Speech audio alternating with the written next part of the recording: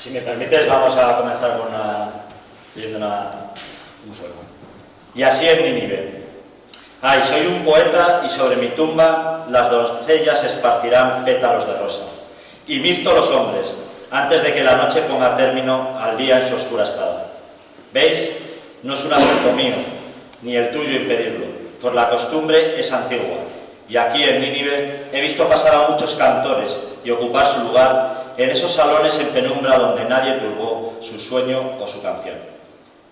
Y más de uno ha cantado sus canciones, con más habilidad, animado con más sutileza que yo, y más de uno ahora sobrepasa mi rizada belleza arruinada por su viento de flores. Sí, soy un poeta, y sobre mi tumba todo el mundo esparcirá pétalos de rosa antes de que la noche acabe con la luz, con su espada azul. No es que mi canción, rana, suene más alto o con tono más dulce que las otras, sino que yo aquí soy un poeta que bebe de la vida, como otros más pequeños beben vino. Tengo el honor de presentar al doctor Julio César Abad. Es doctor en filosofía en el área de estética y teoría de las artes y premio extraordinario de doctorado en filosofía y letras por la Universidad Autónoma de Madrid. Investigador independiente con un perfil polifacético, cuenta con más de un centenar de publicaciones muy diversas, habiendo además comisariado numerosas exposiciones con sus respectivos catálogos. Pueden localizarle en su espacio en la red y también en su canal en YouTube, juliocesarabad.wordpress.com. Hace 2 años participó en una conferencia sobre Yukio Mishima. El año pasado colaboró con una conferencia sobre Tolkien y Wagner. Y este año tenemos la suerte de volver a contar con él para esta jornada dedicada a Edgar Pound. Además es miembro del jurado del certamen de poesía Altaforte, convocado en homenaje a Pound. Agradecemos su disposición y su análisis crítico. La poesía, tanto para el que la escribe como para el que la lee, siempre ha tenido un componente que se ha vinculado con la acción de resistir. Y así la poesía es una más de las muchas resistencias posibles. De este modo, su conferencia lleva el sugerente título Poética y Resistencia. Muchas gracias por su participación en esta jornada. Bueno, muchísimas gracias, Raúl, por esta tan honrosa presentación. Soy yo quien se siente honrado de participar por 3er año consecutivo en una de vuestras jornadas en las que demostráis trabajar con tanto de nuevo por la recuperación o por la reflexión sobre autores un poco en el ostracismo, ¿no? o bien sujetos a una suerte de manipulación, como el caso de la figura que se honró el año pasado aquí. Comparte, de hecho, Los Cantos, que es la obra poética que ocupará a Ezra Pound entre 1920 y pocos años antes de su partida, en 1972, comparte estos cantos junto con el The Ring des Nibelungen, el Anillo de los Nibelungos de Wagner, y The Lord of the Rings, el Señor de los Anillos de Tolkien, el hecho de ser verdaderamente obras colosales, la ópera sumum de sus respectivos creadores. El caso de Los Cantos, además, tiene la particularidad de que podría ser considerado casi la ópera omnia, es decir, la obra toda de Pound, porque, como les decía, desde el año 1920, y salvo por sus aportaciones ensayísticas y sus traducciones, va a ocupar la integridad de la vida creativa del mayor poeta en lengua inglesa del siglo XX. Como saben ustedes, Pound nació en el estado de Idaho, en Estados Unidos, en 1885, pero pronto va a ser consciente de que es en Europa donde puede desarrollarse como hombre y como creador. En 1906 visita por vez primera España y lo hace animado por la vocación de realizar una investigación doctoral en torno a la figura de Lope de Vega. La primera vocación académica de Pound había sido la de escribir una tesis doctoral en torno a la figura del gracioso en la obra de Lope de Vega, animado, por cierto, por unos profesores en la Universidad de Pensilvania, Hugo Rennert, quien había escrito en el año 1904 una obra titulada The Life of Lope de Vega, que sería publicada en español con aportaciones de Américo Castro en Madrid en 1919. Lope de Vega comparece en ocasiones en la obra poética de Pound, y de hecho en uno de los poemas anteriores a esos cantos, ¿verdad?, Condolence, comienza el poema citando los 4 primeros versos de una poesía de Lope de Vega incluida en una obra de teatro, La Dorotea, versos que transcribe, no obstante, con un error en el tercero de los versos. El poema original de Lope reza así, la transcripción de Pound es en español. A mis soledades voy, de mis soledades vengo, porque para andar conmigo me bastan mis pensamientos. Pound comete el error de transcribir para en lugar de. Bien. En 1908, 2 años después de este primer viaje a España, a los 23 años de edad se establece en Londres, y en julio de ese mismo año publica en Venecia, durante su primera estancia en la ciudad italiana en la que habrá de morir en 1932, también Wagner muere en Venecia, publica su primer libro de poemas, una edición autosufragada de 100 ejemplares con un título en italiano, el primario está en inglés, A lume spento, ¿no?, a una luz que se extingue. Al año siguiente, en 1909, publica en Londres 2 poemarios, Persone, personas o también máscaras, ¿no?, y Exultations, exultaciones. Un breve viaje de vuelta a su Estados Unidos natal le convence definitivamente de que es en Europa donde ha de encontrar su voz y donde ha de encontrar su biografía. En 1914 explicita la cuestión con un poema que publica en una publicación de artes y literatura, The Little Review.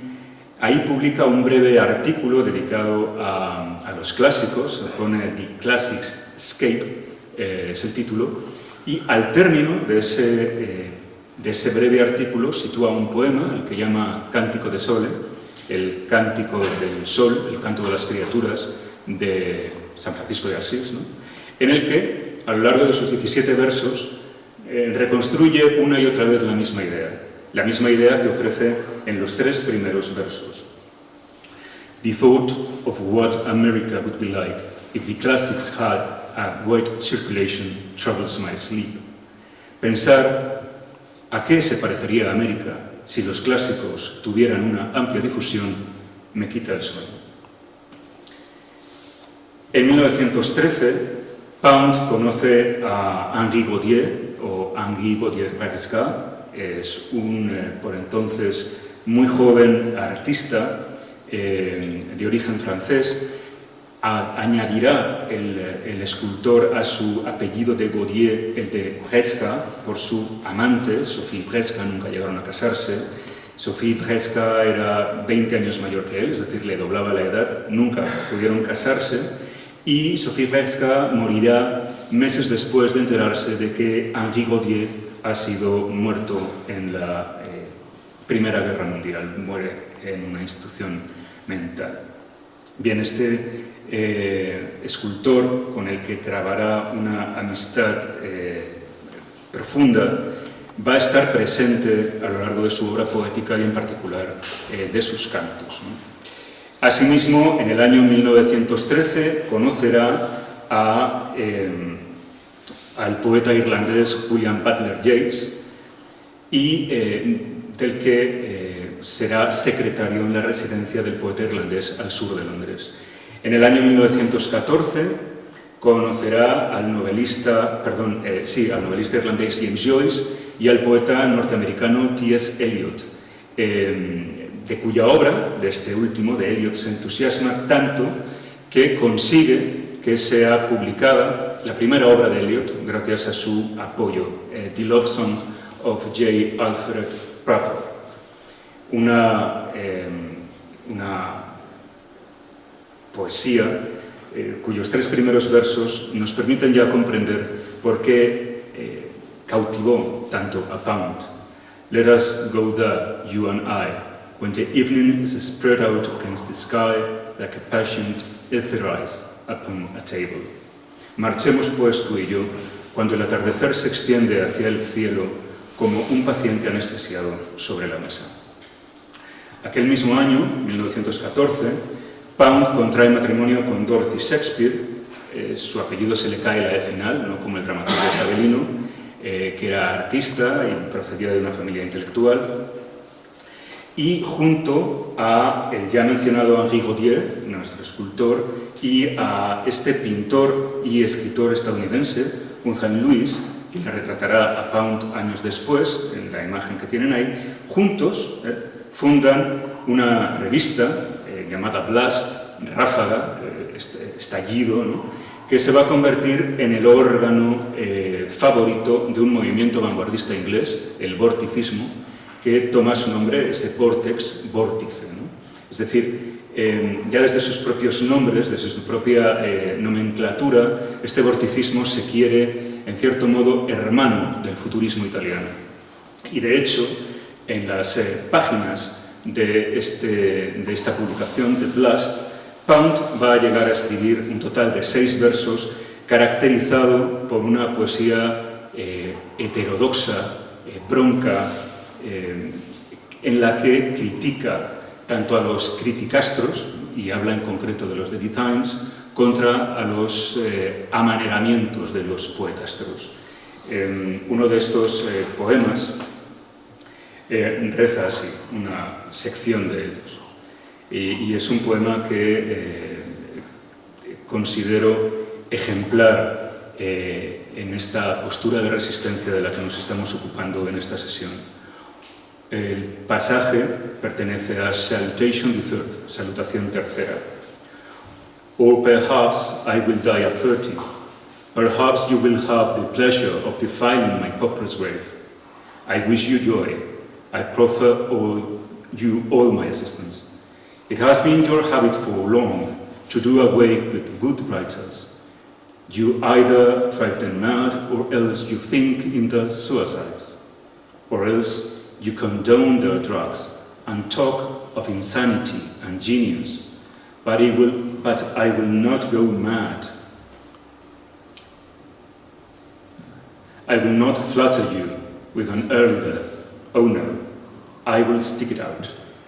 Feel your hate wriggling about my feet as a pleasant tickle, to be observed with direction, through many move with suspicion, afraid to say that they hate you. O tal vez muera a los 30. Tal vez tendréis el placer de profanar mi humilde tumba. Espero que disfrutéis. Os ayudaré como pueda. Desde hace mucho tenéis la costumbre de acabar con los buenos escritores. O los volvéis locos o os sorprendéis ante sus suicidios. O sois condescendientes con sus drogas, hablando de locura y de genio. Pero yo no me volveré loco para satisfaceros. No os contentaré muriendo joven. Eso no, resistiré. Sentiré vuestro odio retorciéndose a mis pies como un cosquilleo agradable. Seremos objeto de miradas desdeñosas, aunque muchos se manejen con recelo, temerosos de decir que os odian. Por aquellas mismas fechas se produce un acontecimiento fundamental en el futuro creador de Pound, y es el hecho de que, a la muerte del sinólogo y japonólogo Ernest Francisco Fenollosa, este Fenollosa era hijo de un pianista malagueño, de Manuel Francisco Ciriaco Fenollosa, pues como les digo, a la muerte de este investigador sobre Oriente, la viuda no sabía qué hacer con los materiales inéditos, las investigaciones inéditas que tenía en su haber, y decide, después de conocer la personalidad creativa de Pound, entregárselos a él, para que fuera Pound el editor de estos materiales que un tanto crudos había dejado su esposo al morir. Fruto de este hallazgo, Pound va a publicar diferentes obras. Una de ellas es la edición de un total de 15 obras de teatro no, este género secular japonés, caracterizado por estar protagonizado en muchos casos por espectros de héroes caídos, ¿no? Y muchos de estos espectros van a comparecer en la obra poética de Pound, como por ejemplo los de Kumasaka o los de Genji. También, fruto de este envío, fruto de esta entrega de los materiales inéditos de Fenollosa, ya en el ámbito chino, está la edición de unos poemas traducidos al inglés por Fenollosa, de la lengua china, en particular obras de Li Bai, que antes conocíamos como Li Taipo, aunque muchas veces Pound transcribe el nombre en su acepción japonesa, Ri Haku. Bien, este es el poemario Katai, que recibe su nombre de la denominación primitiva que tenía en Occidente China. Y de hecho, por ejemplo, en ruso, Kitai es el nombre de China en la actualidad. Bien, en el año 1916, Pound va a publicar, es decir, al año siguiente de la muerte de Henri Gautier, Pound va a publicar una obra tanto dedálica, miscelánea, en torno a el escultor fallecido en el frente, en la Primera Guerra Mundial, una edición pues notablemente ampliada en el año 1960, es la imagen que tienen en la izquierda de la pantalla, con materiales generados por Pound con posterioridad a la primera edición de la primera obra que dedicara a Gautier-Presca, y que desde el año 1970 ha reeditado en numerosas ocasiones la editorial neoyorquina New Directions, que es la editorial en la que se encuentra la obra completa de Pound. Es la imagen que tienen a la derecha. Bien, como les decía, Gautier-Presca se va a parecer a Pound en muchos de los cantos, pero antes incluso de su presencia en los cantos, en un poema más juvenil, publicado en Lustra en el año 1915, Hugh Selwyn Moberly, Context and Life, introduce Pound una crítica extraordinaria contra la Primera Guerra Mundial, en el sentido de que la considera no un conflicto bélico motivado por urgencias patrióticas, cuanto un enfrentamiento bélico manipulado por el orden imperante. Y Gautier-Presca es la figura que se encuentra al fondo, a la izquierda, en una imagen en el frente. Y escribe un poema en el que ya identifica en la clave de la bóveda del pensamiento político de Pound el mal absoluto como la usura. El poema reza así: Dat sam pro patria, non dulce, non et decor. Walked I deep in hell, believing in old men's lies. Then, unbelieving, came home, home to a lie, home to many disease, home to old lies and new infamy, usury, age-old and age-thick, and liars in public places. Es decir, algunos murieron por la patria, ni dulce ni gloriosamente. Esto es una glosa de un verso de Horacio muy conocido que dice dulce et decorum est pro patria mori. No, los que murieron en la Primera Guerra Mundial no han muerto decorosamente y no han muerto honradamente porque esa guerra está mal. Algunos murieron por la patria, ni dulce ni gloriosamente, caminando con el infierno clavado en la mirada, creyendo las mentiras de los viejos. Después, ya incrédulos, regresaron a sus hogares, a hogares de mentira, a hogares de muchos embustes, a hogares de mentiras viejas y de una infamia nueva, a la antiquísima y decrépita usura, a los embusteros de la política. Gautier-Presca comparecerá, como les digo, en numerosas ocasiones en los cantos. Es un espectro que se le aparece a Pound. Y así, en el canto 16, dice: Henri Gautier went to it, and they killed him, and killed a good deal of sculpture. Y Henri Gautier fue para allá, y le mataron. Y mataron una buena cantidad de escultura. Lo que lamenta Pound aquí, con la prematura muerte de su amigo, es no tanto o no solo la pérdida de un ser humano, sino la promesa de la extraordinaria potencialidad que tenía Henri Gaudier. Era saludado como una promesa absoluta de la escultura, y esa pronta muerte arrebató al mundo la posibilidad de encontrar obras maestras, ¿no? La producción de Henri Gaudier, por cierto, no es muy extensa, y lo que ven en la imagen es a Gaudier y a Pound unidos, porque en este trabajo Bresca está trabajando en un busto monolítico monumental de Pound. Le llamó el busto hierático. La obra fue concluida y Pound siempre vivió junto a ella. Es decir, que intentó siempre, cada vez que él se desplazaba, que la obra le acompañara. Lo hizo hasta sus últimos días. Bien, Pound deja Londres en el año 1920. Es cierto que sus últimas obras publicadas allí no habían sido bien acogidas, pero en Londres, habíamos recordado al comienzo, ya ha conocido a la flor innata de la inteligencia literaria vanguardista en lengua inglesa, a Yeats, a Eliot, a Joyce.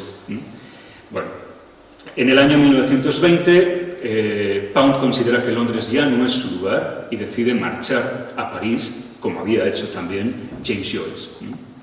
Y es en París donde residirá hasta el año 1924, cuando establecerá su residencia en la Italia mussoliniana, ¿no?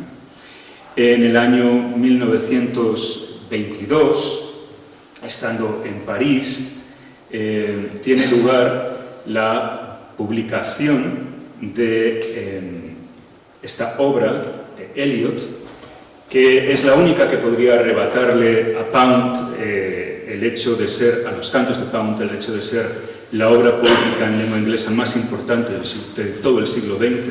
Este poemario, mucho más breve, por supuesto, que los monumentales cantos, el de La tierra baldía, conoció, además, una profusa labor de edición por parte del propio Pound, y Eliot siempre le quedó agradecido por ello.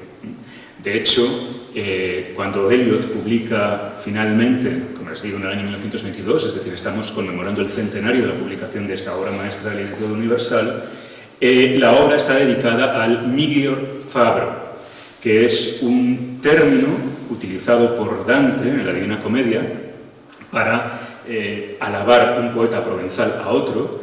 Eliot utiliza ese calificativo en lengua italiana, en el original dantiano, para hablar de Pound, y lo cierto es que Pound había utilizado en un poema anterior, Near Perigord, la misma expresión, aunque esta vez traducido al inglés.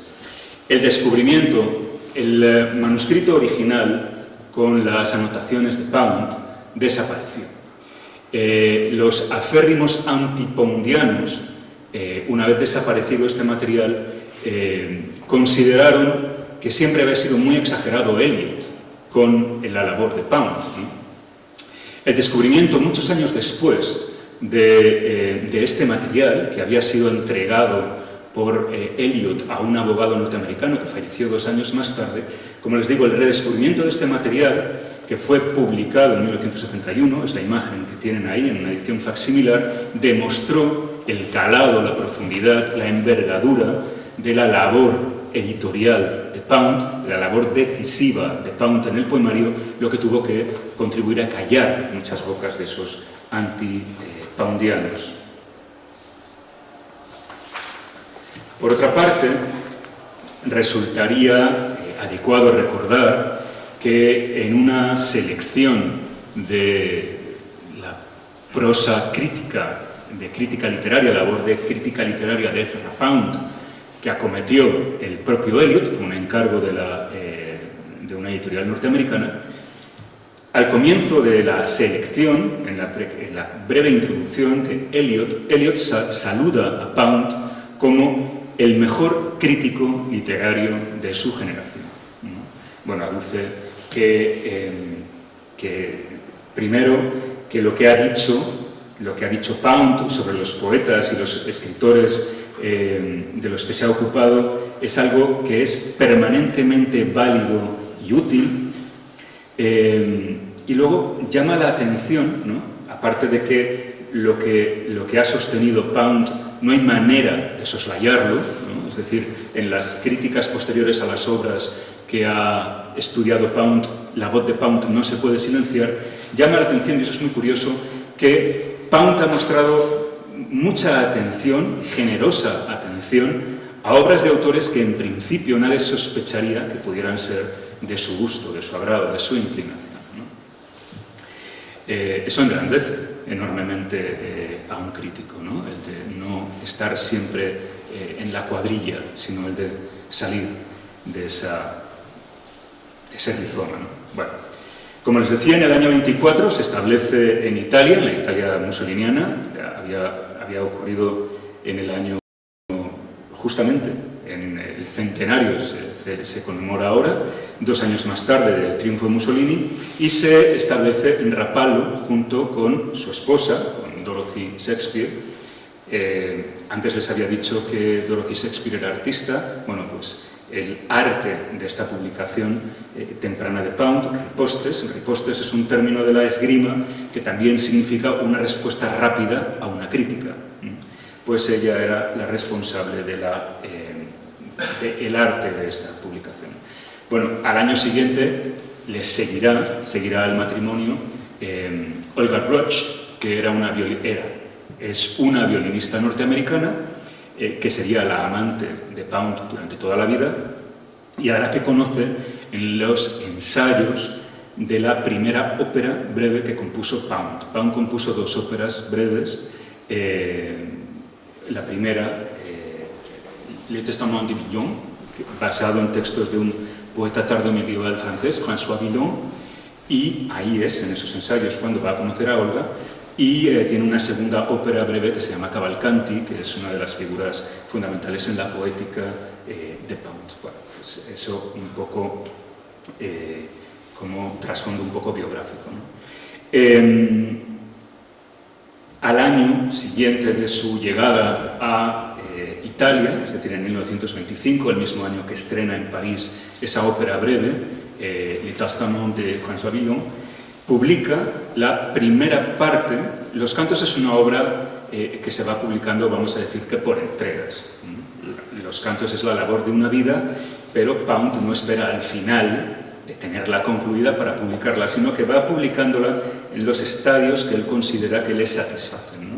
Bueno, la primera vez que el público ve una edición de los cantos tiene lugar en París en el año 1925 con un título llamado A Draft of 16 Cantos. Antes se me ha olvidado decirles que en esta publicación de Chicago, Poetry, Pound había publicado los 3 primeros cantos. Es decir, la primera vez que aparece la obra Cantos, lo ven arriba, el título Cantos aparece aquí. Estos cantos van a ser posteriormente expurgados de la obra ortodoxa de Pound. Lo que sí es cierto es que el tercero de estos primitivos cantos, de estos urcantos, el tercero de estos poemas va a constituirse en el núcleo del primero de los cantos ortodoxos, ¿vale? Es decir, que el tercero de los cantos primitivos se convierte en el primero de los cantos de verdad. Lo interesantísimo de esta publicación del año 25, y que es algo que comparte con las 2 siguientes entregas, A Draft of Cantos 17 to 27 y A Draft of 30 Cantos, es el hecho de llevar en su título el sustantivo draft. Draft significa borrador. Es decir, que de una manera muy explícita, Pound está confesando que lo que puede adquirir el lector, lo que puede consultar el lector, es una obra en proceso, no es una obra definitiva.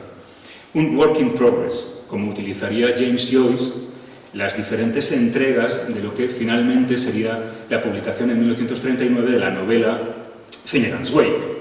Pues los primeros materiales que Joyce iba publicando no tenían el título de Finnegan's Wake, sino que tenían el título de A Work in Progress, ¿no? Como saben, Joyce moriría 2 años más tarde de la publicación de esa novela, ¿no? Cuyo título solo se desveló cuando fue publicado. Bien, entonces ese carácter vivencial que tiene la obra, ese carácter procesual que tiene la obra, está manifiesto ya en el título de la primera de las entregas de los cantos ortodoxos. rusos, ¿no? La tercera de estas obras, la publicada en el año 1930, tiene una anécdota muy bien conocida por los poundianos, y es el hecho de que cuando en 1932 Pound se entrevista con Mussolini, Mussolini ve el libro y dice: "Ma questo è divertente", ¿no? Años más tarde, al año siguiente de la ejecución de Mussolini, en el año 45, en el año 46, Pound escribe una carta a Duncan, a un autor inglés, y le dice que en ese encuentro él no aduló en modo alguno a Mussolini, como todo el mundo pensaba que haría, sino que lo único que se limitó a decir es que envidiaba a Mussolini por una única cosa, y es por los cachorros de león que Mussolini tenía. Aquí hay una fotografía tomada por un fotógrafo que se conserva en un archivo de Milán. Bueno, ese título draft, esa terminología de borrador, se cae en las ulteriores ediciones, ¿no? El enriquecimiento de esa obra en proceso, y la tienen en pantalla. Lo que es interesante es que los ítems cuarto y quinto llevan el nombre en español de Cantares, de lo cual nos vamos a ocupar luego más adelante. Es decir, que siempre he utilizado la voz canto, italiano, como los cantos de la Divina Comedia.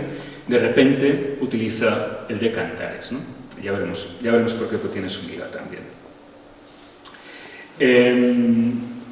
Bueno, muy brevemente, para hablar de la adhesión mussoliniana de Pound, porque es una cuestión de la que se va a ocupar el ponente de esta tarde,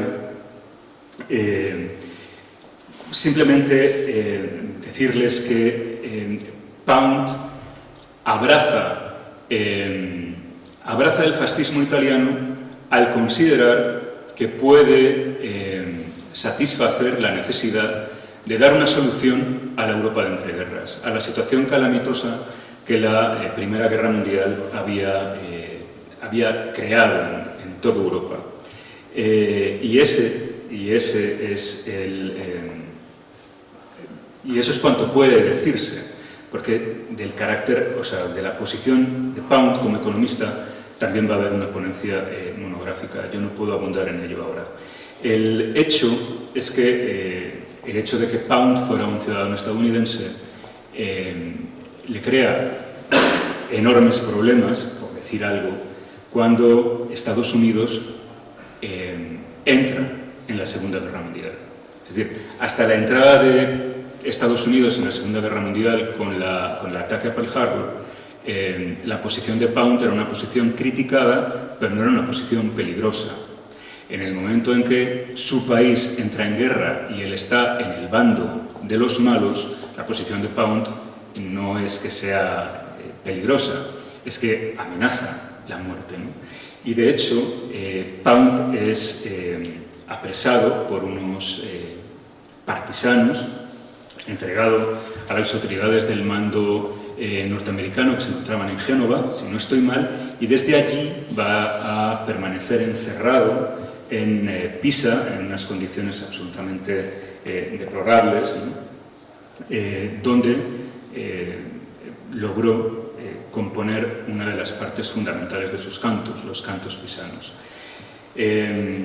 Pound es finalmente entregado a las autoridades norteamericanas en Washington, a donde es desplazado por vía aérea, naturalmente, y allí, cuando va a ser sometido a juicio, acusado de alta traición y por tanto condenado a muerte, que es un delito de alta traición, estar en el mando de los enemigos de la patria, Pound es considerado como jurídicamente irresponsable, es decir, no es una persona susceptible de ser juzgada por las condiciones absolutamente calamitosas, tanto física como tal vez mentales, en las que llegó a Estados Unidos, y lo que hacen es recluirle en una institución psiquiátrica durante 13 años, al término de los cuales Pound regresa a Italia para morir allí. Como saben, y ha recordado Antonio, Pound muere el 1 de noviembre de 1972, siendo enterrado en una con una lápida extraordinariamente sucinta, parca, bellísima, por otro lado, en el cementerio de la isla de San Michele. Esta fotografía es cortesía de Francisco de Lizardi, quien en agosto de este año fue a llevarle 5 rosas. Bien, los cantos o cantares. A la conclusión, en 1969, de los cantos, de esta obra que le ha ocupado desde 1920, los cantos presentan un total de 117 cuerpos, 117 cantos, que se constituyen en su totalidad en una obra dedálica. Es extraordinariamente difícil de leer. Pound no es un autor que sea accesible a primera vista. De hecho, no lo es, en primer lugar, porque abundan referencias tanto librescas, es decir, que uno tiene que buscar un amplio repertorio de fuentes para acceder a aquello a lo que se está refiriendo Pound, y no solamente de fuentes literarias muy diversas, sino también lenguas muy diversas. Por eso, el lector que acomete la lectura de los cantos se aventura como en una arquitectura, pero que amenaza ruina, ¿no? Es decir, la posición del lector ante los cantos es una posición de extraordinaria debilidad, de extraordinaria inestabilidad. A veces he pensado que los cantos es como una suerte de enciclopedia vandalizada de la que se han recuperado algunas páginas y que casi todas ellas son incompletas.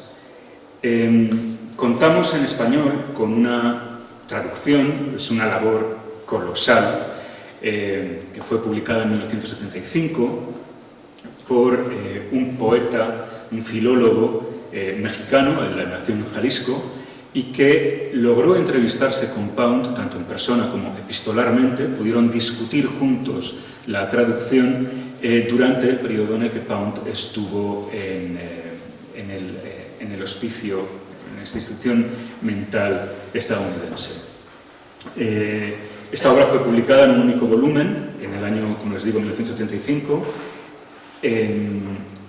Tiene una particularidad, y es que carece de los 2 poemas que Pound escribió originalmente en lengua italiana, pues no están presentes aquí, pero vienen acompañados de un anecdotario escrito por el propio traductor, José Vázquez Amaral, en el que nos cuenta cosas muy interesantes. De hecho, cuando les decía lo de la terminología de los cantares, transcribe Vázquez Amaral, en ese anecdotario con el que abre el volumen, transcribe esta conversación. Maestro, le dije, la palabra cantar, y esto es porque Pound previamente mira lo que está enviándole Vázquez Amaral, ¿no? Obviamente Pound sabía leer español, les digo, su primera vocación era haber escrito una tesis doctoral sobre Lope de Vega, ¿no? Entonces Pound discute con él y le dice que él prefiere el término de cantar. Y entonces, claro, Vázquez Amaral le dice, pero maestro, la palabra cantar pertenece casi a la prehistoria del idioma. Se dice, por ejemplo, cantar o poema de Miocid. Pues de eso mismo se trata. Sus cantos, entonces, son a la manera de los chansons de geste, como la de Roldán, el cantar de Roldán, y dice, sí, exactamente. Sí, se trata de los cantares de la tribu. ¿De cuál tribu, maestro? De la tribu de la raza humana, Amaral. Por tanto, los cantos es la enciclopedia de la tribu, una enciclopedia en la que existe una preclara crítica al devenir moderno que tiene un nombre en Pound, Usur. Los cantares o los cantos, yo voy a utilizar la palabra cantos porque intento utilizar cantares, pero no me sale, pero son cantares, lo diré cuando pueda. Los cantos o los cantares son, a veces, también se nos parece, si es una enciclopedia vandalizada, también se nos presentan como una bajada a los infiernos. Volveremos sobre ello. Simplemente para advertirles que el esfuerzo editorial publicado en México en 1975, que fue distinguido con un premio literario ese mismo año, cuenta con una reedición española accesible. De hecho, la editorial que compró la traducción acometió la labor de irlo publicando serialmente. En el año 2012, los 3 volúmenes de la colección de los cantares completos de la editorial Cátedra han sido reeditados. Este año Pound, por llamarlo de alguna manera, los 3 tomos han sido reeditados, siendo la 7ª, 6ª y 4ª ocasión en la que han tenido lugar las reediciones del primero, el segundo y el tercero de estos volúmenes. Lo cierto es que la traducción respeta la de los libros están aquí. He traído los libros para que luego quien quiera pueda consultarlos. Los libros de Cátedra pretendían publicar la integridad de los cantares de Ezra Pound, incluyendo los 2 italianos. Efectivamente lo están, los 2 publicados en lengua italiana, que no fueron publicadas por Joaquín Mortiz en la traducción de Vázquez Amaral. Esos cantares están, pero pese a que la contraportada del tomo 3º advertía de la posterior publicación de una 4ª y última entrega, lo cierto es que los cantos publicados por Cátedra quedaron inconclusos. La bondad que tiene esta edición, aparte de que está accesible al lector español en España, es el hecho de que son publicados de forma bilingüe y con un profuso aparato de notas responsable de Javier Coy, que era un filólogo murciano, falleció en 2019, pero que, como digo, pues muy probablemente por razones económicas, la editorial Cátedra abortó la publicación de este 4º último volumen. Como les decía, los cantos parecen en ocasiones, se antojan en ocasiones un auténtico descenso a los infiernos, y el nombre del Padre en esta colosal creación, en cuanto a sus aspectos negativos, es el de la usura. Una usura que tiene en Dante, como en Pound, una personificación que es Gerión.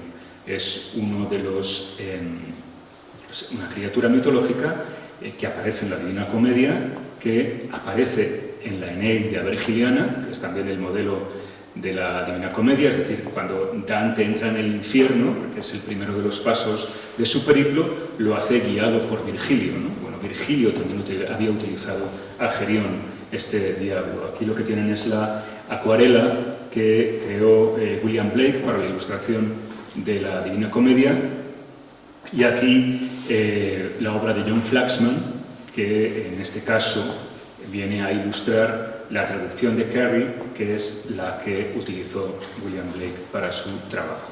Esta es una edición moderna, la página que tienen ahí, 1910. Bien.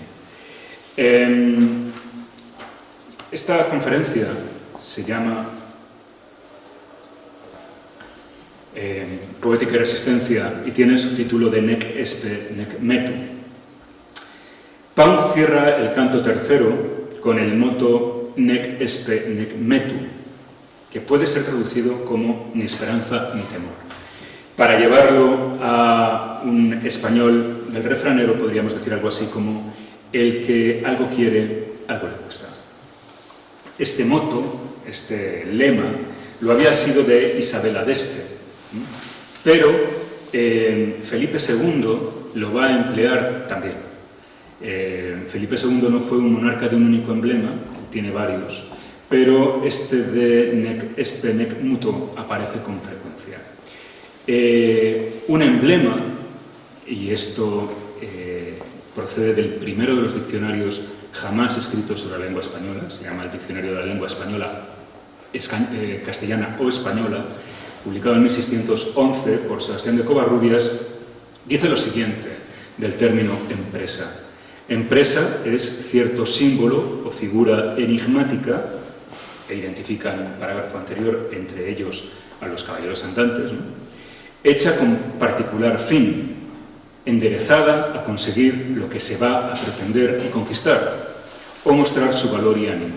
La mejor empresa de cuantas ha habido y habrá fue la de Constantino Magno, de la cruz en la letra in hoc signa vincem, o, naturalmente, in hoc signo vinces. Con esta cruz, no, con esto vencerás, con este signo vencerás. Bien, como les decía, Felipe II había utilizado o utilizó a lo largo de su vida diferentes emblemas, pero este es el que le acompaña precisamente en esta representación en la que cifra su compromiso de alianza con el emperador del Sacro Imperio Romano Germánico. Esta pertenece a una obra publicada en Amberes en 1557.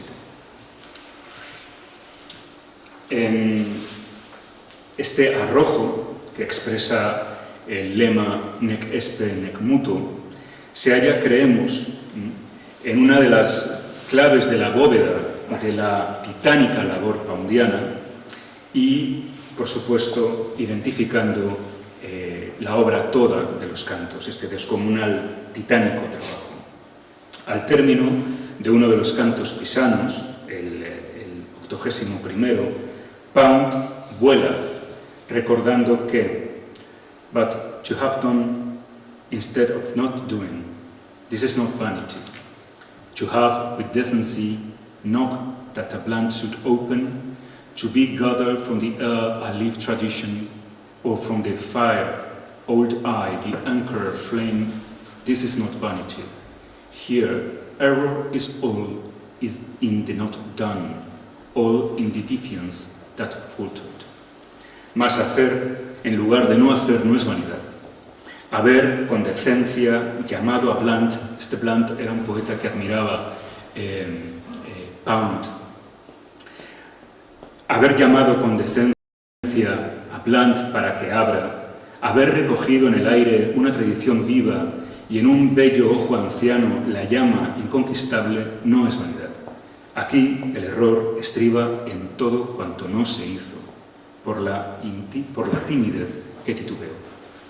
A lo largo de los cantos se manifiesta un lujuriante exceso de referencias que embriagan al lector, que pretende descifrar toda la imperiosa corriente de evocaciones que contienen los cantos, como el encabalgamiento, y solo voy a poner ejemplos de los primeros cantos, todo el resto del edificio gira en torno a la misma construcción, ¿no? En el canto primero, por ejemplo, ofrece una muestra de sus caballos, de uno de sus caballos de batalla, de la avaricia, y así ocurre en un episodio inspirado en el canto 11 de la Odisea, Nequia, o Descensus ad Inferos, el descenso a los infiernos, pero que tiene en su víctima nada menos que a un dios, a Dionisio, que ha sido raptado por unos marineros que no saben que se trata de un dios para venderlo como esclavo. Dionisio, como castigo, les convierte en peces. La relación de los males que asolan, ¿no?, a la humanidad lo será también, por ejemplo, de los canibalismos vengadores que aparecen en el canto cuarto. Aquellos castigos que se infligen a quienes se les da de comer a un ser querido sin saber que le están dando de comer a un ser querido. Y esto ocurre, por ejemplo, aquí con el corazón de su hijo, que le ofrecen a Itis, asesinado por Procne, que es su esposa y madre respectivamente, cuando descubre que su marido ha violado a Filomena, hermana de Procne, y descubre eso porque Procne teje un tapiz en el que representa un poco simbólicamente lo que le ha ocurrido, porque para que no le delate le han cortado previamente la lengua. Otra de las experiencias antropófagas tienen lugar o tienen como protagonistas a Guillem de Cabestán, cuyo corazón es servido a su amante, a su marido, a Raymond de Roussillon, tras de lo cual la mujer se arroja por una ventana, a la que siguen los recuerdos de hombres que, por ver lo que no debían haber visto, como le ocurre a Acteón al ver a Artemisa desnuda, o por haberse disfrazado de animal para entrevistarse con su amante, como le ocurre a un trovador de Tolosa que se llama Vidal, fueron devorados por bestias. Un poema que concita leyendas y otros poemas, asimismo también de Japón, como digo, esta orgía de referencias, ¿no? Pues que proceden de tiempos y espacios tan distintos, pues tiene lugar en ese poema. En el canto quinto, por ejemplo, Pound se dedica a glosar las muertes violentas conocidas por la familia de los Borgia y de los Medici. Así es como funcionan los cantos, es un torrente ingobernable de referencias. Un poema que además, pues bueno, concluye con una visión mariana, de la que, con esta visión, con esta pintura. Los sucintos ejemplos que hemos limitado a los primeros casos, a los primeros cantos, nos convencen de que los cantos se constituyen en un dédalo ecuménico, en un dédalo universal, un laberinto universal de referencias literarias, pero sorprende asimismo la presencia de largos pasajes en los que Pound cita textualmente pasajes de muy diferentes fuentes. Ya en el tercero de los cantos cita un pasaje del Cantar de Miocid, lo hace de una manera desordenada, incluso con sus interpolaciones, recupera los versos del primer Cantar del Miocid, 12, 37 a 40, 24 y 4 a 5, cuando presenta a el Cid condenado al exilio en Burgos. Burgos, que es una ciudad que conoce Pound, ¿no? Va a volver a aparecer mucho más tarde en los cantos para identificar que dos experiencias musicales absolutamente sublimes ha tenido en su vida y una precisamente tuvo lugar en Burgos, la otra fue en Cortona. Dentro de los cantos de este corpus tan gigantesco hay bloques temáticos, ¿no? Existen algunos bloques temáticos. El fin que persigue esta colosal creación es la de establecer un friso de la historia de la tribu humana, pero la historia ha de ser siempre manejada de una manera crítica. Esta es la lección más fascinante, desde mi punto de vista, que cabe encontrar de este titánico esfuerzo poundiano. La historia ha de interrogar a cada generación, ha de interrogarnos a cada uno de nosotros. Nunca esta lección podría parecernos más radical que en el mundo nuestro del desmantelamiento, cuando asistimos a la destrucción de la tradición humanista, ¿no? Y con ella a la capacidad crítica de los ciudadanos, que se convierten poco más o menos que en individuos atomizados, hedonistas y arrogantes. Pero esta lección la hemos aprendido antes, la hemos aprendido con el mayor de los escritores, con Cervantes, un autor, por cierto, casi del todo ausente en los cantos, salvo porque identifica al Quijote como el epítome del idealismo en uno de los cantos, ¿no? Sabemos, por el capítulo 9 de la primera parte del Quijote, que la verdad cuya madre es la historia. Una historia con mayúscula, esa mayúscula no presenta Cervantes, ¿no? Que no es sino la historia con minúscula, que no es siempre la historia con minúscula, que es esa historia con minúscula, nos referimos a la que está tergiversada por los hombres y que contribuye a justificar sus privilegios y sus arbitrariedades. El primer gran bloque temático de los cantos se produce en un total de 4, entre los números 8 y 11, que están dedicados a una figura tradicionalmente denostada y que es rescatada por Pound, como es Segismundo Malatesta.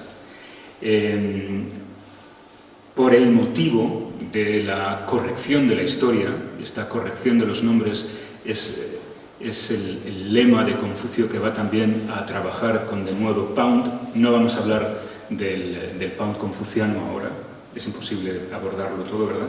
Pero con esa corrección de la historia tiene lugar ya en estos 4 cantos dedicados a un hombre vilipendiado por la historia.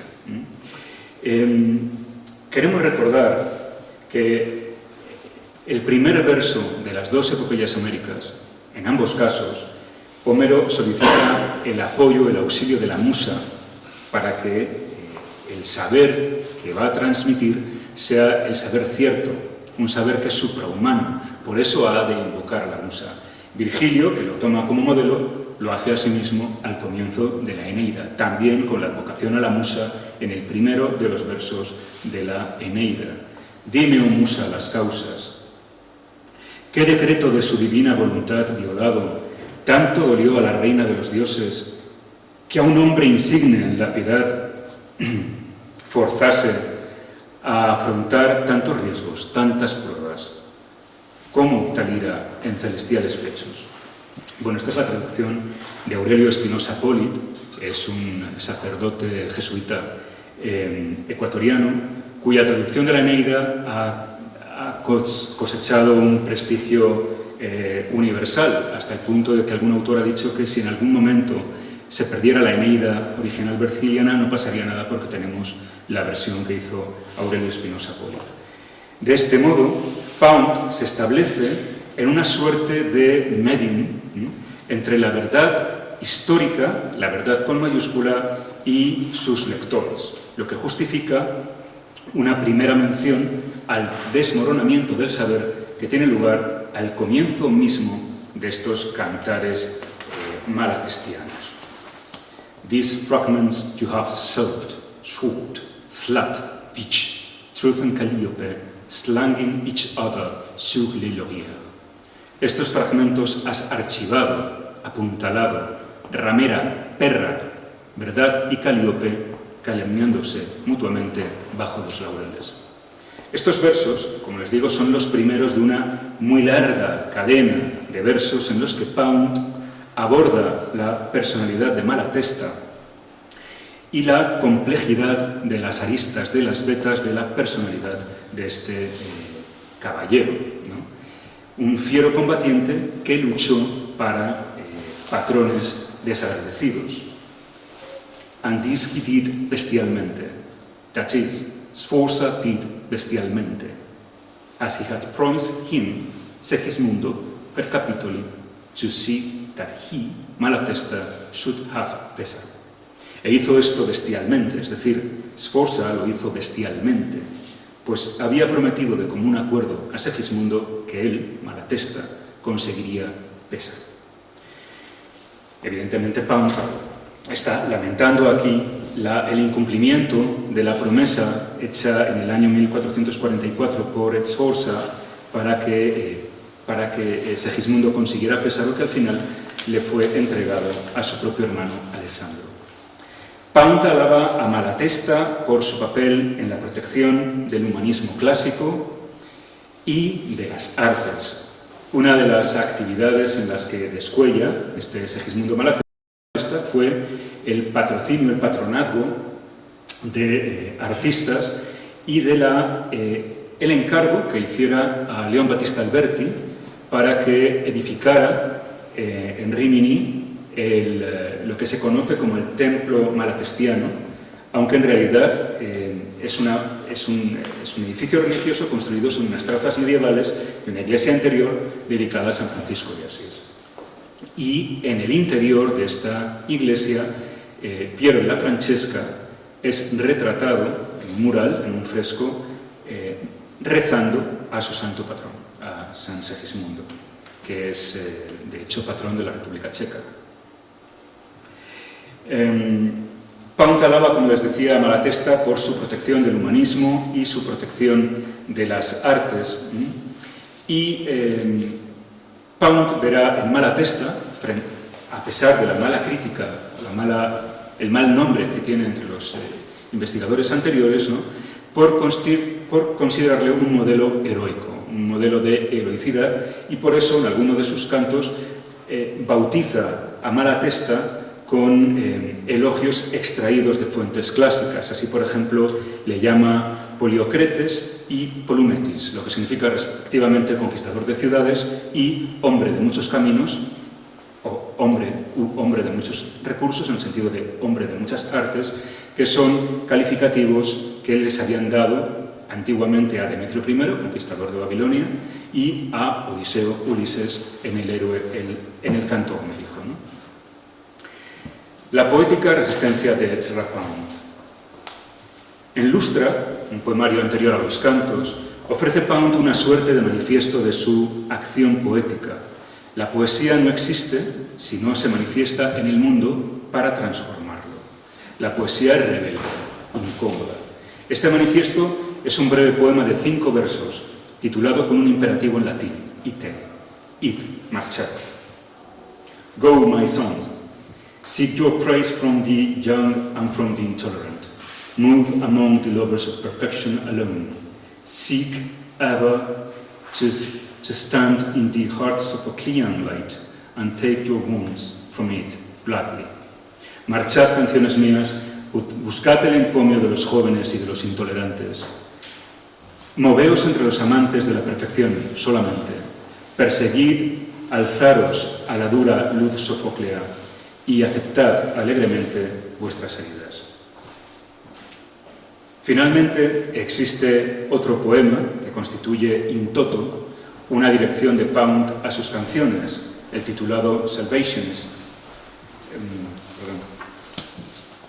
Antes de eso, en el mismo lustra, en ese mismo poemario, también se dirige a las canciones como solicitando que sean escandalosas, ¿no? Que sean incluso dionisíacas, como en este Dance and make people blush, dance the dance of the phallus, and tell anecdotes of Sable, speak of the indecorous conduct of the gods. Danzad y ruborizad a la gente, danzad el baile del falo y contad anécdotas de Cibeles, hablad de la indecorosa conducta de los dioses. Los últimos versos de ese mismo poema explicitan su opinión en torno a quienes se conducen únicamente por el pragmatismo, exactamente lo mismo que ocurre en otra dirección imperativa a sus canciones y que ocurre en el poema Further Instructions. Come, my sons, let us express our baser passions. Let us express our envy of the man with a steady job and no worry about the future. I fear you will come to a bad end. Acudid, canciones mías, expresemos nuestras más bajas pasiones, manifestemos nuestra envidia por el hombre que tiene un trabajo fijo y no se preocupa por el futuro. Me temo que vais a terminar muy mal. Como les decía, al término del poema Salvationist, el ejército de salvación, urge Pound a sus canciones a que busquen la perfección para importunar de este modo al imperio de lo estulto, ¿no? Identificado como the sea of stupidities, the sea of vulgarities, the sea of imbeciles, el mar de las estupideces, el mar de las vulgaridades, el mar de los estúpidos. Como buen agonista, es decir, como un creador obsesionado por la tradición de la que parte y obsesionado por querer conseguir un lugar destacado en el futuro, Pound se manifiesta rozando en ocasiones lo profético.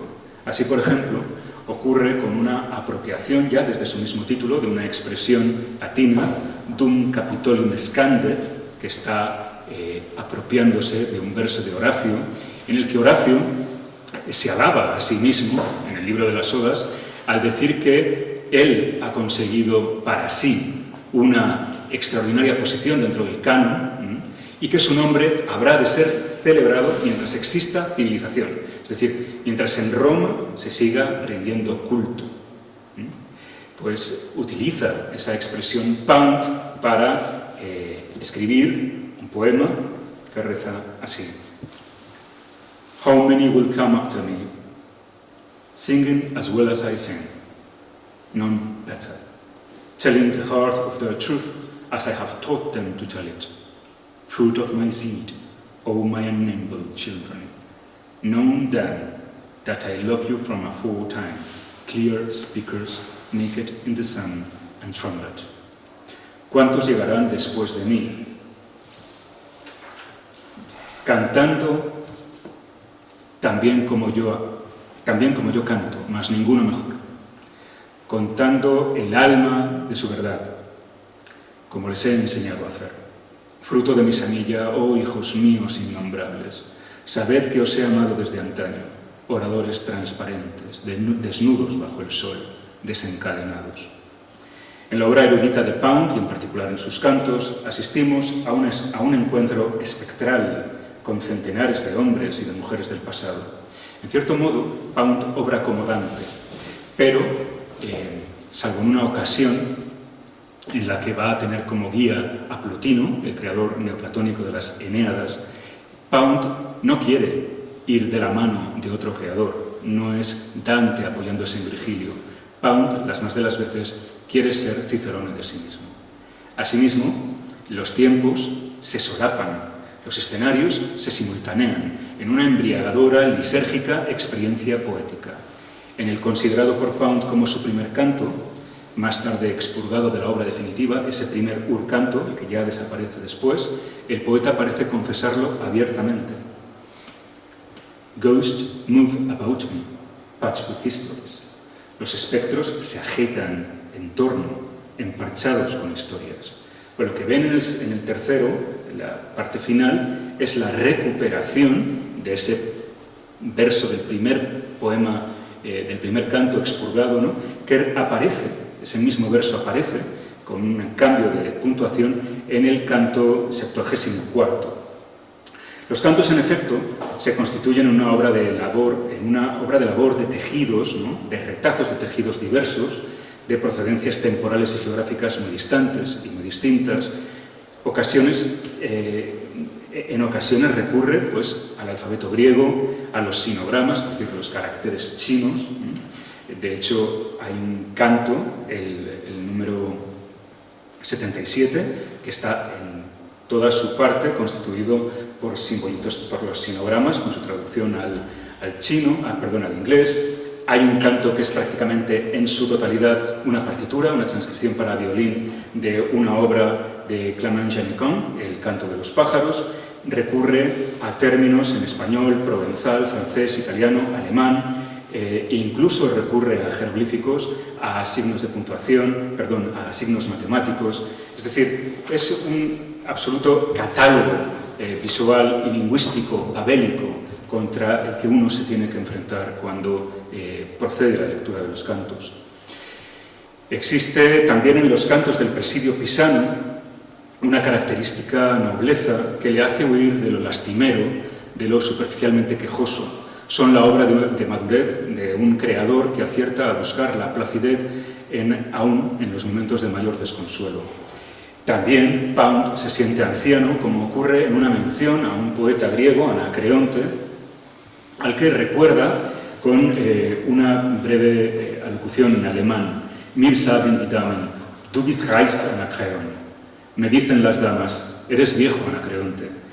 En realidad, aquí no hay ninguna cita de Anacreonte en alemán, sino una, digamos que síntesis que hace en el encierro pisano, cuando apenas dispone de materiales literarios que manejar, ¿no?, pero que, bueno, pues nos ha parecido que el origen se encuentra, ¿no?, en el poema número 7 de la Ordenación, según la traducción que hizo el poeta romántico Mörike, ¿no?, y que, bueno, pues aquí les presento en una edición moderna ilustrada.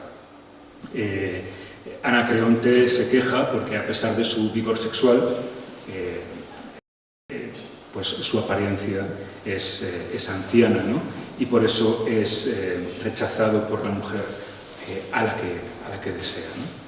El universo de Pound es las más de las veces profano. No obstante, en el penúltimo de esos cantos pisanos invoca desde su cautiverio, observando a una avispa, la llama hermana avispa, Brother Wasp, como habría hecho San Francisco de Asís, ¿no?, o también en uno de sus cantos pisanos evoca a Cristo Re Dio Sole, es decir, a Cristo como Dios, como luz, como sol.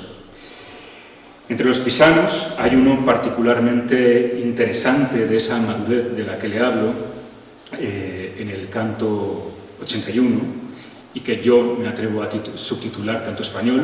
Muchos traductores y estudiosos de Pound han llamado a los cantos con subtítulos propios. Yo a este canto le llamo español por la presencia del español que tiene en él, tanto en recuerdos biográficos como de la situación del país, ¿no?, de España en el momento, ¿no? Y en este poema, que a mí me parece estremecedor, ¿no?, Pound nos invita a que conservemos la herencia, a velar por la tradición desde el amor, porque amar bien es el garante de la humanidad misma. El poema dice así: What to love's well remains, the rest destroys. What to lost well shall not be reft from thee. What to love's well is thy true heritage. Whose world, or mine, or theirs, or is it of none? First came the sin, then dust the people. Elysium thought it were in the halls of hell. What to love's well shall not be reft from thee. The ants a centaur in his dragon world. Pull down thy vanity. It is not man made courage, or made order, or made grace. Pull down thy vanity, I say, pull down. Learn of the green world, what can be thy place, in skilled invention or true artistry. Pull down thy vanity. Aquello que amáis bien permanece, el resto es escoria. Aquello que amáis bien no os será arrebatado. Aquello que amáis bien es vuestra auténtica herencia. ¿El mundo de quién? ¿O mío, o de ellos, o de ninguno? Primero fue lo visto, después lo tangible, Elisio, aunque fuera en las salas del Averno. Aquello que amáis bien es vuestra auténtica herencia. Aquello que amáis bien no será arrebatado. La hormiga es un centauro en su mundo de dragón. Abajad vuestra vanidad. No ha sido el hombre el que creó el arrojo, o creó el orden, o creó la gracia. Abajad vuestra vanidad, digo, abajadla. Aprended del mundo verde que puede ser vuestro hogar, en invención a escala o en verdadera artisticidad. Abajad vuestra vanidad. Nostos, acabo. Acabaremos regresando al canto primero, basado en los 10º y 11º de la Odisea. Odiseo convoca a Tiresias mágica sacrificialmente. Su oráculo predice que el héroe logrará regresar al hogar, pero que lo hará solo. Todos sus aliados habrán de morir antes de que él llegue a su destino. En la marcha espectral, Odiseo descubre a uno de sus más tiernos amigos, de quien desconoce que hubiera muerto, pero que espera que su muerte le depare una fama inmortal. También se le aparece el traductor al latín de las obras homéricas que el propio Pound había trabajado. En efecto, se deben honrar los logros de los antepasados, se debe honrar la memoria de quienes lograron buenas obras. Solo de ese modo, en un mundo profano como el grecorromano y como en el de, las más de las veces, los cantos de Pound, la muerte carece de sentido. Una idea que Pound recuperó de aquellos primitivos cantos, de esos urcantos, del tercero concretamente, en el que ese amigo que se le aparece a Odiseo, llamado el Penor, muerto accidentalmente, sin que sepan los compañeros que ha muerto, le reclama que le entierre y que le recuerden. But thou, O king, I bid remember me, and wept and buried. Heap up my arms, be tuned by the seaboard, and inscribe a man with no fortune and with a name to come, and set my oar up, that I song mid fellows. Mas os ruego, oh rey, que me recordéis, no llorado, insepulto. Apilad mis armas, enterradme junto al mar e inscribid un hombre infortunado y con un nombre por venir. Y clavad allí mi remo con el que bogaba entre camaradas. Esto aparecerá en el canto 1 con apenas unos cambios de puntuación. La aventura es, pues, permanecer en el lado de la honorabilidad. El fin, pues, es ser recordado por cuantos llegarán después, por la bondad de los actos realizados en vida. El honor es, pues, la promesa de una vida tras la muerte, o por cifrarlo en su extremo tenebroso, su reverso peligroso, como ocurre en la historia de Anselmo y Lotario, en el capítulo 33 de la primera parte del Quijote, cuando el segundo le dice al primero: el hombre sin honra es peor que un muerto. En síntesis, y regresando a una obra juvenil, sostendremos que para Pound la poesía es, por encima de todo, una vivificación, un aliento que insufla nuevo vigor, la savia vivificante, la sangre que nutre, el hálito que distingue a los hombres verdaderos de aquellos que pasan por la vida esclavizados por un orden que les quiere inanis, infértiles, silenciados. Como admirablemente escribió en 1913, como proemio a su poemario Lustra, "And the days are not full enough, and the nights are not full enough, and life slips by like a field mouse, not shaking the grass."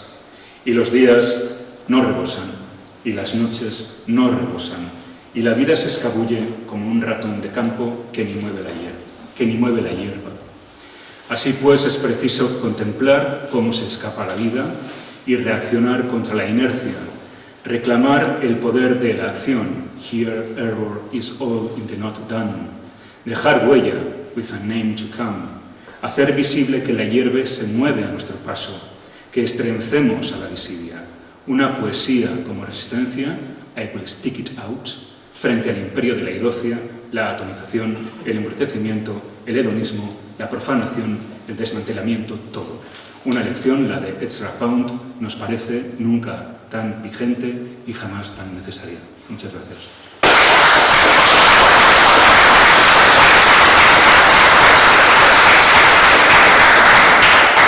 Muchas gracias, Julio César, como siempre, por tus palabras, por tu profundidad del tema. Vamos con un cierto retraso, tenemos ya el siguiente ponente, pero me parece justo que haya por lo menos una pregunta, si hay alguien del público que quiera formular alguna cuestión. Es como las clases, mira para la sociedad del techo. Sí, por favor. Yo, en primer lugar, sí que le felicito por la erudición que ha evidenciado y, sobre todo, la manera de análisis literario basado en la intertextualidad, que creo que es la complejidad que encierra el poeta. Pero podría haberse hecho referencia también a que yo no le veo como un poeta tan oculto. Digamos que la población española no lee en general, y mucho menos lee poesía. Pero no es un poeta tan oculto. La última revolución poética en España de los novísimos, Leopoldo María Panero, Manuel Vázquez Montalbán, independientemente de cuestiones ideológicas, sí que recuperó la figura de Fra Pau. Incluso Antonio Colinas se presentó en Venecia en torno a 71 por ahí a visitarle directamente y tiene un poema hecho a él. O sea, hay una serie de poetas en España. Actualmente está Antonio Rivero Tarabillo, que es traductor de lengua anglófona, y sí que yo sigo viendo como rula la figura de Fra Pau por ahí, y sobre todo la última revolución poética española como tal fue clave su persona. Vale.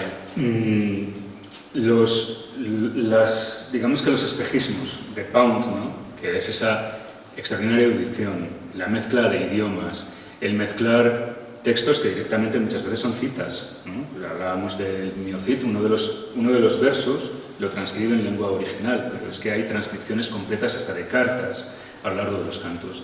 Es decir, todos esos aspectos son fácilmente imitables, para mí. Es decir, creo que cualquier poeta o poetastro puede imitar la superficie de Pound, es decir, esos elementos externos. Ahora, que eso tenga una significación, eso es lo verdaderamente complejo. Por eso puede haber mucho poundianismo, igual que hay mucho criticastro y poetastro. Puede haber mucho poundastro, pero que ahí haya poesía, pues hay que verlo y hay que analizarlo. Y sí, yo creo que la obra de Pound es extraordinariamente oscura, sobre todo en los cantos. En los poemas anteriores, los que se encuentran en esta obra, Persone, esta es la obra anterior a los cantos, ¿no? Son más llevaderos, aunque ya hay como algunas de las semillas de lo que luego serán los cantos. Pero los cantos son verdaderamente abrumadores, es decir, cuando yo digo que es un edificio que parece que se te cae encima, verdaderamente lo es. Cuando tú crees que estás comprendiendo dónde estás, cuando tú crees que estás comprendiendo el dónde, el cuándo y el cómo estás en el poema, de repente aparece una cita de Confucio, o de repente aparece... y todo se desestabiliza. Es decir, que la poesía no es para leer en el metro, estamos de acuerdo en eso. Pero si verdaderamente hay un poeta que es verdaderamente difícil de descifrar, ese es Pound. Y si no es por un aparato documental, por ejemplo, la obra de nuestro Javier Coy, de fallecido Javier Coy, se apoya... Bueno, hay libros enteros dedicados, por ejemplo, hay un bloque de los cantos que está dedicado a un presidente de los Estados Unidos, a Adams, ¿vale? Ese bloque de los cantos está basado en la biografía de Adams en varios volúmenes. Entonces hay un libro de un erudito que ha buscado verso por verso de esos cantos de dónde procede la idea de esa obra que maneja Pound, ¿vale? Eso es muy fácil porque, bueno, al fin y al cabo está hablando de historia, tienes ese volumen ahí, bueno, es seguir una vida hecha poesía, ¿no? Pero cuando empieza a cambiarte los idiomas, cuando empieza a cambiarte, es espectral. Entonces es muy difícil de seguir. Yo creo que es extraordinariamente compleja. Incluso cuando tú tienes, como hace Coy, apoyándose en todos estos ensayos que se han dedicado a buscar las fuentes que emplea Pound, incluso cuando tú tienes eso, cuando tú sabes que el segundo verso procede de Lope de Vega, el tercero viene de una obra de teatro no, el cuarto es una transcripción de una carta de un presidente de Estados Unidos, aunque tú sepas todo eso, reconstruir por qué Pound está haciendo eso ahora, aquí, eso es muy oscuro, eso es muy difícil. Por eso digo que a veces linda un poco con lo profético, o sea, linda un poco con un hermetismo que eso es lo que hace a Pound un gran poeta, ese hermetismo que significa. Tú puedes ser hermético y no decir absolutamente nada, lee la prensa o escucha a los políticos. Puedes ser completamente hermético y tener una gran nada que se lo ha comido todo, como dice Michael Ende, ¿no? Pero sí creo que es muy oscuro, creo que es muy críptico.